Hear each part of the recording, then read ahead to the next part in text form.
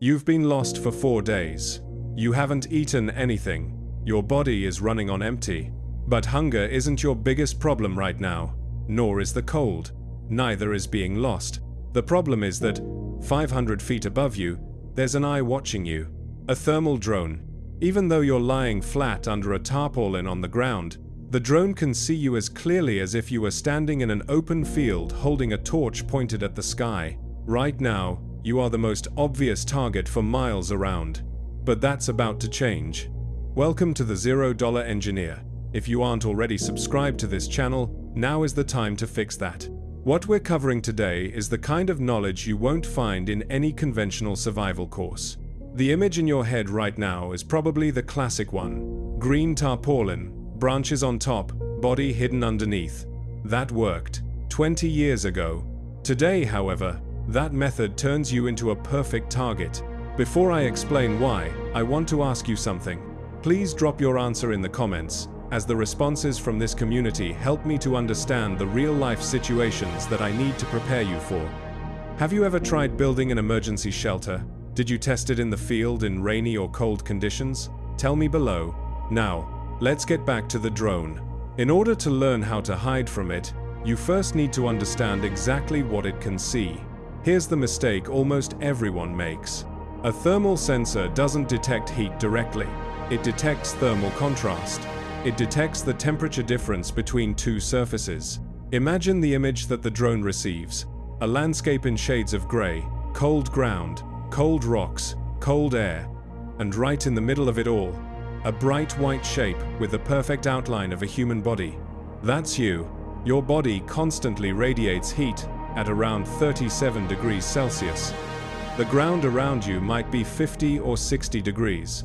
This temperature difference is enormous for a modern sensor.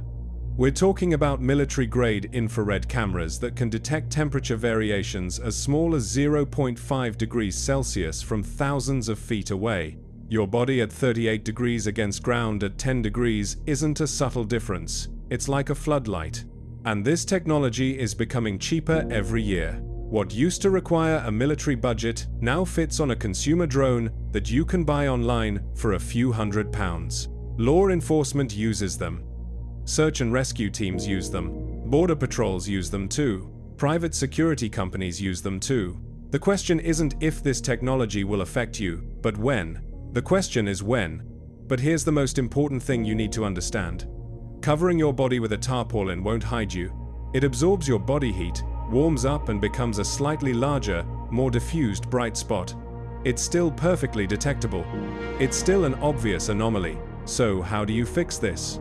Physics. Physics gives you 3 laws that you need to master if you want to survive this threat. The first is radiation. Your body continuously emits infrared energy that is invisible to the naked eye. Thermal cameras are specifically designed to capture this energy. This is the primary threat. The second is conduction. Heat transfers through direct contact between surfaces. For example, if your jacket touches your skin, heat will travel straight from your body to the outer surface of the jacket. This causes the outer layer to warm up and become visible from above. The third is convection. This is heat carried by moving air. Wind pushes your warmth away from you. Most people think that a tarp blocking the wind is enough. It's not. You've only stopped one of the 3 threats. To truly become invisible, you need to neutralize all 3 simultaneously. To do that, we're going to build a shelter from scratch, layer by layer, with a full understanding of why each element exists where it does. First, we excavate. You don't need a deep trench, just a shallow depression in the ground, so that your body sits at ground level or slightly below. The idea is to reduce your profile and exploit the thermal mass of the Earth. The ground acts as a temperature stabilizer, and we're going to exploit that. The first layer that we install inside the shelter addresses the biggest threat directly: your own body radiation. This is the radiant barrier. We use an emergency blanket, one of those lightweight sheets that look like aluminium foil. However, there's a detail here that almost nobody knows, and it's completely counterintuitive. The reflective side must face towards your body, towards the inside, not towards the outside. Most people think you should put the shiny side outwards to bounce external heat away.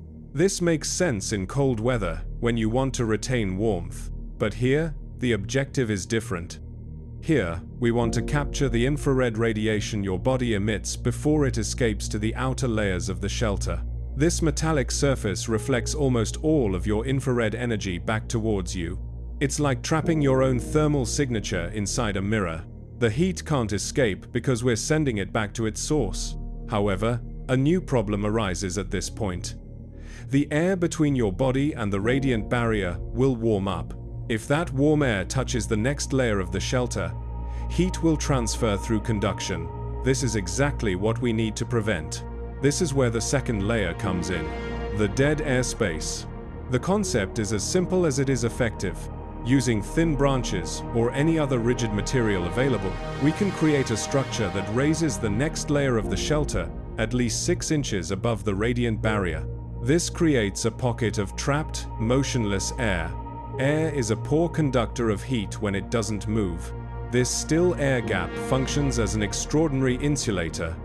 This is the same principle behind the double-glazed windows found in modern buildings. It's not the glass that insulates, it's the air chamber between the two panes. Without this space, your body heat would find the easiest path. It would conduct through the mylar, rise through the next layer, and warm the outer surface. The drone would see this perfectly. With the dead air space, however, that thermal bridge is completely severed. Can you visualize it? Layer 1. A radiant barrier against your body with the reflective side facing inwards. 6-inch air gap. Now comes the third layer, what many would call the cold roof. This outer layer of the shelter is not designed to insulate. The air gap has already handled the insulation. This layer's job is to achieve perfect thermal equilibrium with the environment. To achieve this, we need thermal mass. This can be achieved with at least 12 inches of compacted earth, dense peat, packed snow, or any other natural material that is both heavy and dense. This mass absorbs any residual heat that manages to filter through and dissipates it slowly, ensuring that no hot spots are created on the surface.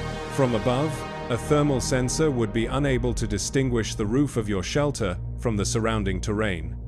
The temperature is identical. Your signature has disappeared. But we're not finished yet. Even a thermally perfect shelter can be detected, not by heat, but by shape. Modern recognition systems don't just look for temperature anomalies, they look for patterns. Humans build with straight lines, 9, 0, degree angles, and flat surfaces. Nature doesn't work that way. A rectangular structure in the middle of a forest is visually alarming, even to a human observer, and even more so to a pattern recognition algorithm. This is where shape discipline comes in. It's not just a case of tossing a few branches on top. We're talking about deliberate, methodical, organic camouflage. Every straight edge must be broken up with irregular branches that extend beyond the structure's actual boundaries. Flat surfaces must become collections of mounds, dips, and textures that mimic the random appearance of the forest floor or the surrounding terrain. Hard shadows cast by geometric edges must disappear under a chaotic overlay of natural materials. The aim is for your shelter to look like just another messy corner of the landscape from above. Now comes the part that surprises most people when they hear it for the first time. You could have done everything perfectly. The shelter is invisible, but if you are inside it, you are still a risk. Every time you exhale, you release a column of warm, moist air. In a thermal image, this plume is as visible as a spotlight in a dark room. You need to manage your respiratory signature. The simplest solution is to breathe through dense fabric, such as a thick wool scarf. This acts as a heat exchanger.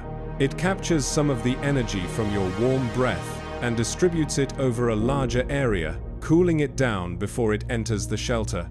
This method doesn't completely eliminate the signature, but it reduces it significantly.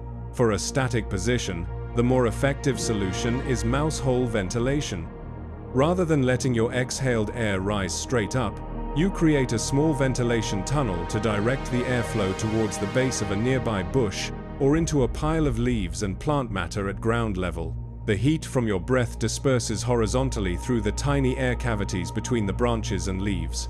By the time it reaches the outer surface, its thermal signature has completely dissipated. The drone sees nothing. We've built the shield. Now, let's take it one step further. Active deception. Being invisible isn't always enough. If the system searching for you is sophisticated enough, it can detect the absence of a signal where there should be one. It can notice that something is missing. The solution is to create false noise. This is a signal that the system will chase while you remain still and undetected. Thermal decoys are simple to build with basic materials. For example, a small candle or a chemical hand warmer placed under an upturned metal container generates a constant, well-defined heat signature. Place 2 or 3 of these decoys 50 to 100 yards away in different directions from your real position. The key is placement. Don't place them too close to each other, or they will look artificial. Nor do you want them too far apart, otherwise they won't draw attention away from your area. 50 to 100 yards apart in an irregular, scattered pattern is ideal. Place each decoy near natural features such as rock formations, fallen trees, or clusters of bushes, as this makes the heat source appear to be a person using natural cover. The more believable the position of the decoy, the longer the system will waste time investigating it. For an automated system scanning for thermal anomalies, these sources are irresistible targets. They present a clear signal resembling a person or operating equipment. The system will investigate them.